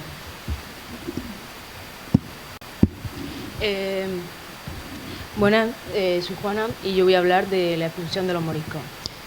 En España vivían unos 300.000 moriscos en el siglo XVII. En el Reino de Murcia habitaban unos 13.000 y en el Valle entre 2.500 y 3.000, que se sienten plenamente cristianos, como demuestran las intervenciones de los cronistas oficiales. Ya en 1612, el jurado de Murcia, Tudela, afirma que los del Valle se sienten cristianos viejos y eso les sienta mal que les llamen moros o moriscos. En 1500, las aljamas recibieron visitas santiaguistas para confirmar sus usos y costumbres. Estas visitas, ordenadas por su Alteza, verificaban la elección de los oficios y cargos de gobierno. Estas elecciones se llevaban a cabo en un lugar llamado Pino de la Rambla del Solvente, que aún conserva una placa conmemorativa de este hecho. En 1571, el alcaide Pedro de Tenza presentó su queja a su majestad para enviar a los vecinos valricotíes que fueran considerados herejes. Pues estos vecinos habían sido perseguidos y denunciados ante la Inquisición por el escribano Cachopo, pero todos estaban bautizados y habían servido a los reyes católicos y a Carlos I. Habían acogido a vecinos de Murcia y Cartagena en tiempos de epidemia y realizaron otras hazañas cuando estuvieron cautivos de los turcos. En 1611 se elevan peticiones de gracia y clemencia explicando que los naturales del valle no son propiamente descendentes de moros, sino que fueron poblaciones de godos, siendo cristianizados por discípulos de Santiago Apóstol, quedando revueltos cuando entraron los moros por necesidad de los tiempos. Que hace más de 370 años se entregaron voluntariamente al rey San Fernando, llamando al infante don Alfonso bajo la condición de ser protegido tanto por dentro como por fuera.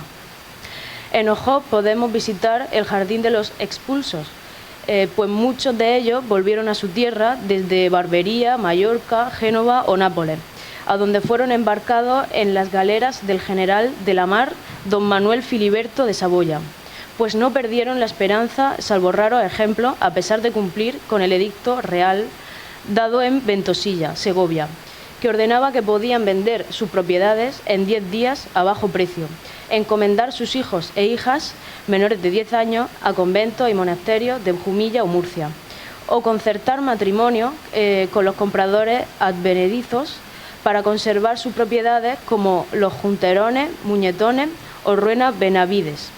Pero, ¿cuáles fueron los verdaderos motivos de la expulsión?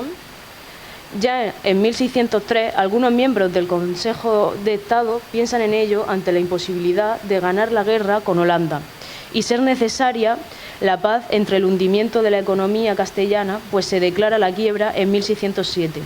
y la transformación de la deuda flotante en consolidada. Además, se consideraba a los moriscos un peligro por la posible alianza con berberiscos y turcos. El consejo estaba dividido, pues el duque del Infantado los defendía por los informes que validaban su cristianidad y por estar casado desde hacía generaciones con cristianos viejos.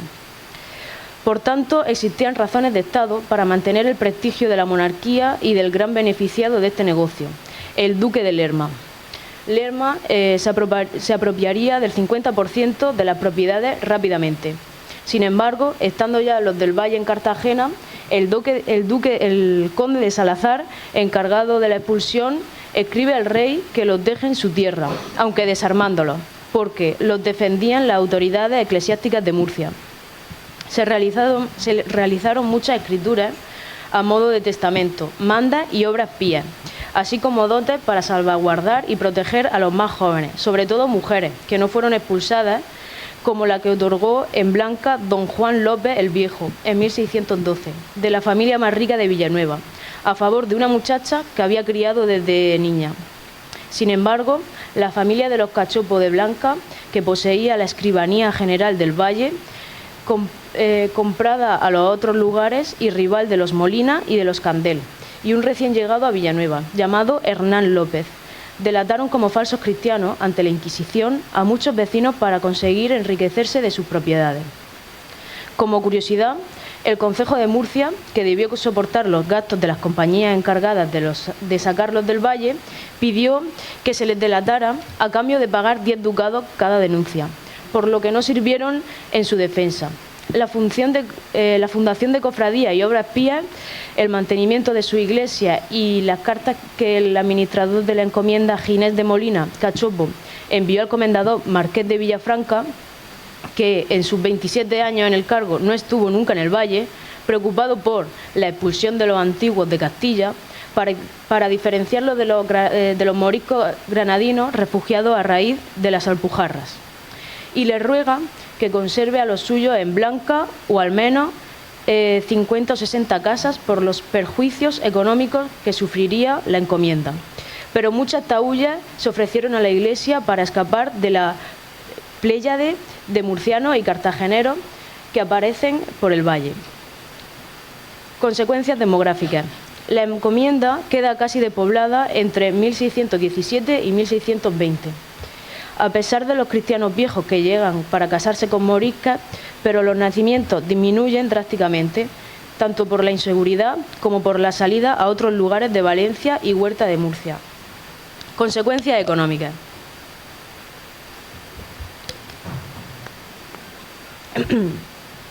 A don Alfonso López, vecino de Villanueva, el comerciante más rico del Valle de Ricote, poseedor de esclavos, se le confiscaron bienes por valor de 135.000 maravedíes. En Ojós aparecen las grandes familias de los Masa, Marín y Melgarejo, los Llamas en Ricote, procedentes de Mula, los Molina y Castillo en Blanca, y en Archena los Junco y Arce. En Abarán el cura renuncia al beneficio curado por la nobleza existente.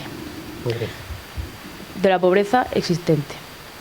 Consecuencias sociopolíticas. Otro de los enemigos declarados de los moriscos fue el advenedizo licenciado Muguía, que convirtió en alcalde de Abarán mediante engaño y corrupción. Se apoderó de bienes y cargos políticos y estableció un vínculo mayorazgo para su sobrino.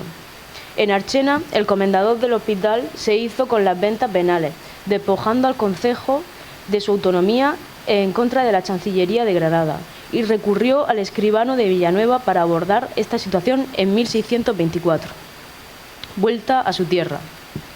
Don Luis Lisón afirma que los documentos notariales aseguran que el regreso fue masivo. En Villanueva, los hermanos López, Francisco, Andrés y Juan pagaron 1.400 reales para conseguir sentencia favorable utilizados para la ayuda al habituallamiento de los moriscos expulsados. Hubo mujeres y niños menores de 10 años que no salieron del pueblo. De hecho, el conde de Salazar afirma, en 1615, que casi todos han vuelto, como los Hurtado, los Molina, Cachopo, Candel Bernal y Francisco de Hoyo en Blanca. Juan López de Martín de Villanueva. Recupera su hacienda en 1625 con tierra en Lorquí, Ceutí y La Algaida, y en 1621 solicita el reconocimiento de cristianos viejos en Ojón, la familia Marín, y uno de ellos se queja de que le habían robado su casa y su mujer. Otro foráneo, alcalde de Ricote, en 1597, Diego Vázquez de Cisneros, vuelve para engañar a los moriscos con falsas promesas mediante reales cédulas a cambio de que entreguen sus bienes, sobre todo a los huidos de Ojós. En 1634, la visita de la Orden de Santiago certifica que el valle está lleno de moriscos. Se comunican con los de Valencia y Orihuela, y el virrey de este reino, Marqués de los Vélez, señala que la diferencia entre los moriscos y los del valle de Ricote es que estos se embarcaron a Francia e Italia, nunca a Berbería, porque siempre se precian de ser cristianos viejos y padecieron inocentemente de ser echados de España.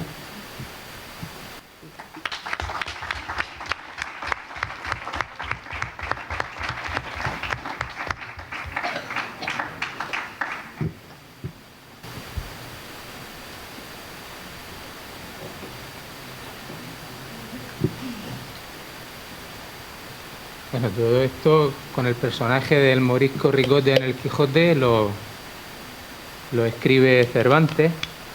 El morisco Ricote es un emigrado a Alemania, ni más ni menos.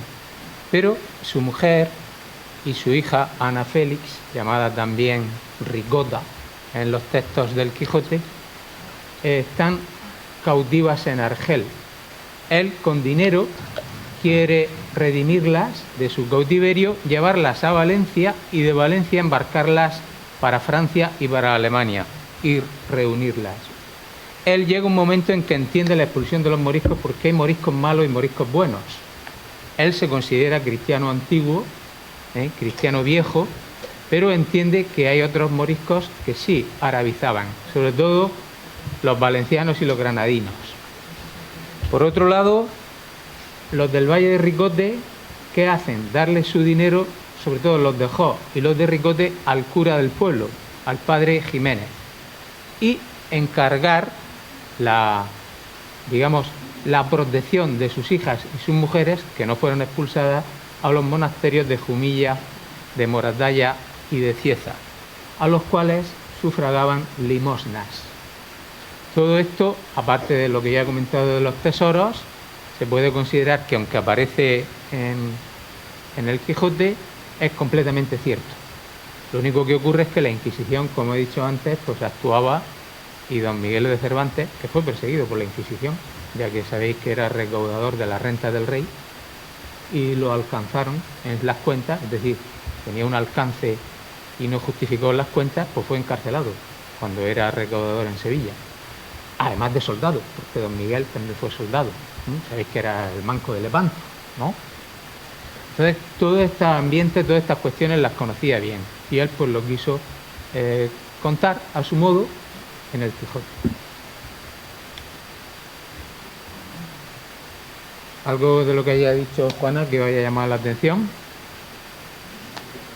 ¿No? En conclusión, el 90% o más volvieron a su tierra, porque unos fueron huidos y se escondieron en las sierras del Valle de Ricote y otros fueron admitidos por las autoridades locales como verdaderos cristianos viejos. Por lo tanto, en 1633-34, la inmensa mayoría de los expulsados del Valle de Ricote estaban de nuevo en sus pueblos. O sea que volvieron. Siguiente. Hola, yo soy Paula y voy a hablar sobre el patrimonio natural y cultural. El Valle de Ricote, en la región de Murcia, es un pasaje cultural definido por su rica historia y patrimonio natural. La Ley de Patrimonio Cultural en el 2007 lo describe como una área donde se encuentran bienes de valor histórico, artístico y estético, etnográfico, antropológico, tecnológico e industrial, que merece una planificación especial. El río Segura es el eje central de este paisaje, generando riqueza tanto turística como urbanística. La protección del valle es crucial para un desarrollo sostenible, con infraestructuras respetuosas con el medio ambiente. Las características geomorfológicas, climáticas e hidrológicas únicas del valle dan lugar a diversos ecosistemas, desde la riberas del río hasta las zonas montañosas. Este entorno alberga una gran variedad de flora y fauna, protegida en parte por áreas designadas como LIC, lugares de interés comunitario, y CEPA, zona de especial protección de las aves. El valle está marcado por su historia, que se refleja en los sistemas de regadío, trazado urbano y restos arqueológicos de origen romano e islámico. Los habitantes del valle han sabido aprovechar y adaptarse al entorno, creando una serie de infraestructuras y recursos como pozos de nieve, almazaras, norias, molinos y cuevas escasas. La experiencia sensorial en el valle es única, con paisajes aromáticos y una rica gastronomía que incluye platos tradicionales de influencia musulmana. El plan horneado en antiguos hornos de madera, el vino y el ricote son ejemplos de la tradición culinaria local. El Valle Ricote ha sido descrito como un museo al aire libre, con una sucesión de pueblos a lo largo de la ribera del río que reflejan su historia y su cultura. Lugares como Azuz de Ojos y la presa de Jarral en Abarán son ejemplos de la arquitectura y la tecnología que han dado forma a este país a lo largo de los siglos. La Medina Sisaya es un importante yacimiento arqueológico andalusí situado en el monte de Castilla del Castillo de Cieza. Datado entre el siglo XI y el siglo XIII, ofrece una visión detallada del desarrollo urbanístico de la época, con 19 casas excavadas, además del Alcazaba, Albacar y Aljibe. Este sitio pertenece a la musealización y visitas a dos tipos de viviendas, las elementales y las complejas, con materiales como yeso, cal, piedra, adobe y ladrillo, con cubiertas de teja. Las casas complejas asociadas a cargos de gobierno incluyen zaguán, patio central, salón principal, alcoba, cocina y tinajero. En cuanto a la decoración, se conservan sellerías talladas con arcos y modillones, de estilo almohade y protonazorí, lo que indica continuidad habitacional. Sillasa se adhirió al Pacto de Alcaraz en 1243, reconociendo la soberanía de Fernando III de Castilla. Sin embargo, se rebeló del 1264 y en 1266, debido a abusos y traslados de tropas, siendo sofocada con ayuda de Jaime I. La llegada de aragoneses y castellanos provocó la expulsión total de la población de Sillasa. Y ahora pasamos a la arquitectura tradicional. En el Valle de Ricote existe una arquitectura tradicional arraigada y duradera, caracterizada por técnicas constructivas ancestrales que han resistido el paso del tiempo. Las construcciones de piedra seca siguen las indicaciones del arquitecto Juan de Villanueva. Son ejemplos de esta longevidad, con muros que permutan por siglos y resisten las inclemencias del clima, incluso terremotos. Estas estructuras son fundamentales para sostener los bancales en las laderas de la sierra, ampliando la superficie cultivable del valle. La hospitalidad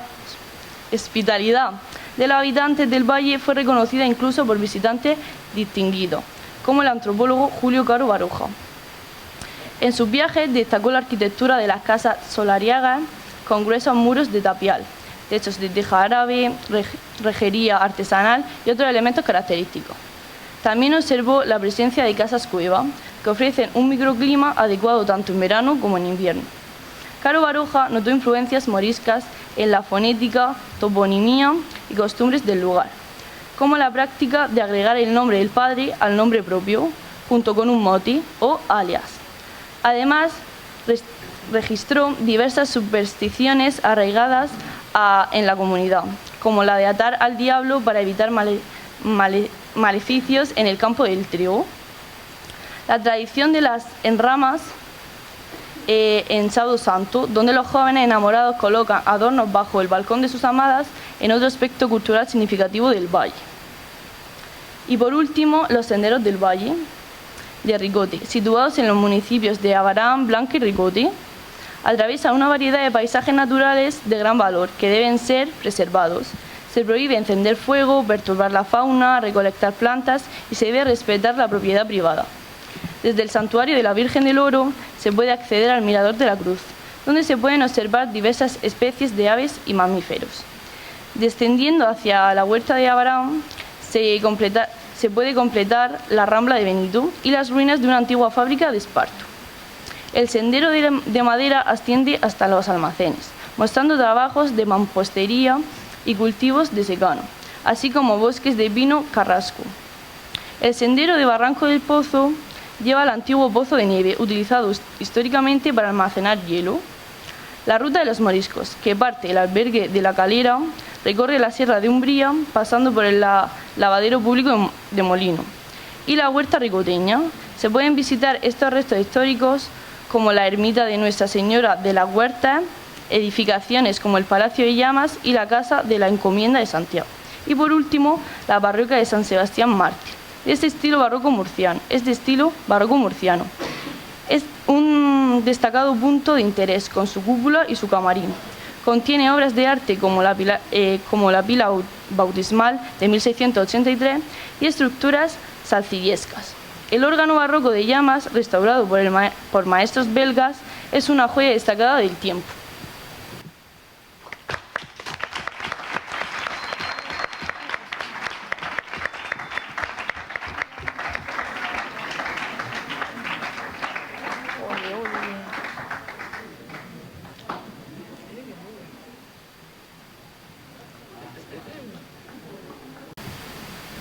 Bueno, pues como estamos en vísperas de Semana Santa y mañana es Viernes de Dolores, nos hemos incluido también aquí unas imágenes y algún texto de los imagineros Carrillo, padre e hijo, originarios de Villanueva y Ulea, pero que don Manuel Juan Carrillo Marco, que es el imaginero, digamos, para mí, el más importante, por supuesto, del Valle de Ricote y uno de los más importantes de la región de Murcia, estableció su taller en Cieza. Pero podemos considerarlo como, digamos, ejemplos típicos de las migraciones, de los movimientos de población de aquí del Valle de Ricote. De hecho, su madre era de Villanueva, el padre era de Ulea, don Manuel Juan Carrillo García, y su madre, doña Mercedes Marco Montejano, era de Villanueva, con casa todavía en la plaza del pueblo. Pero realmente el importante es don Manuel Juan Carrillo Marco, que tiene imágenes sacras prácticamente en todos los pueblos del Valle de Ricote, por supuesto Archena también. Entonces, pues vamos a ver ahora lo que nos explica la compañera.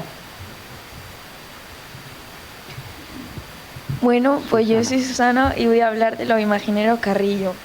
Padre e hijo, don Manuel Carrillo García y don Manuel Juan Carrillo Marco representan el ejemplo de interrelación artística entre las villas barricotíes. El primero deja Villanueva en 1915 para establecerse en Cieza y trabajar en la Basílica de la Asunción.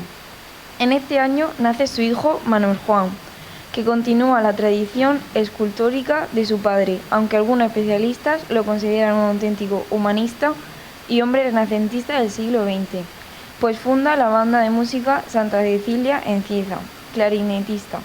Domina el dibujo y el boceto admirablemente, de forma que durante la Guerra Civil es destinado a Valladolid, donde trabaja en el servicio cartográfico del Ejército, y esculpe en el taller de Cilleruelo, influido por la imaginería de Gregorio Fernández o Juan de Junín.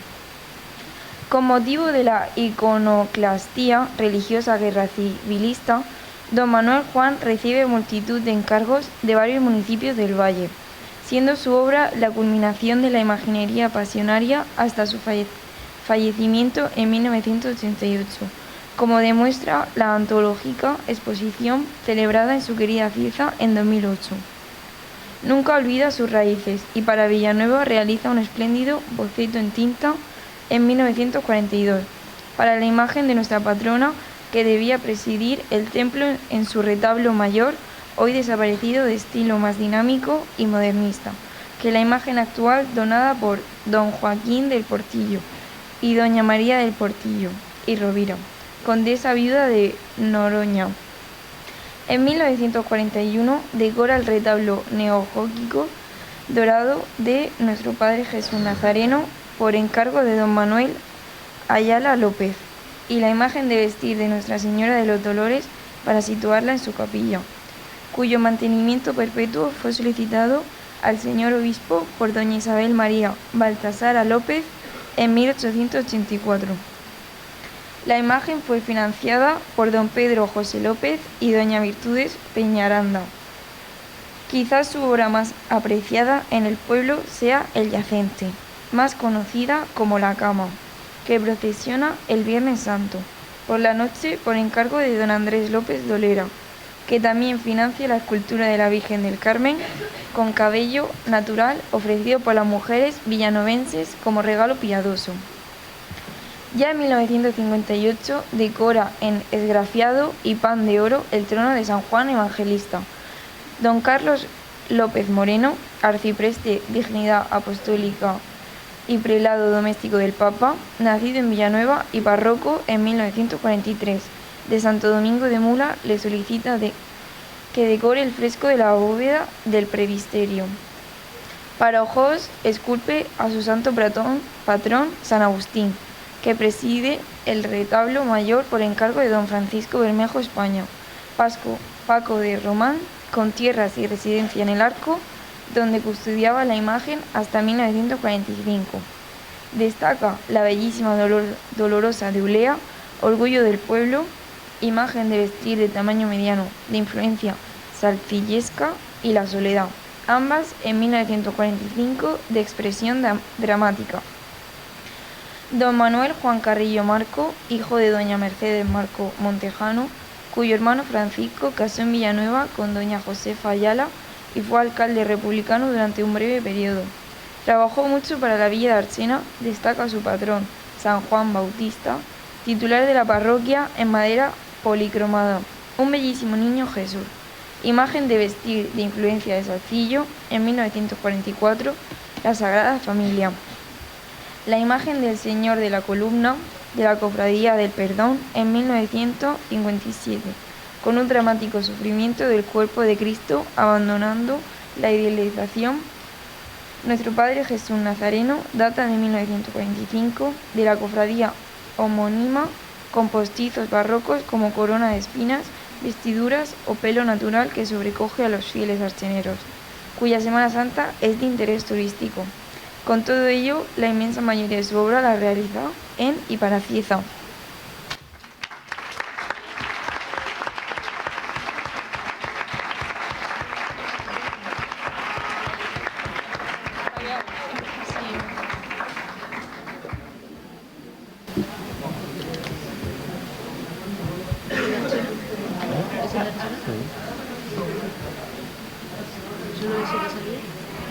Bueno, pues ya os veo muy cansados.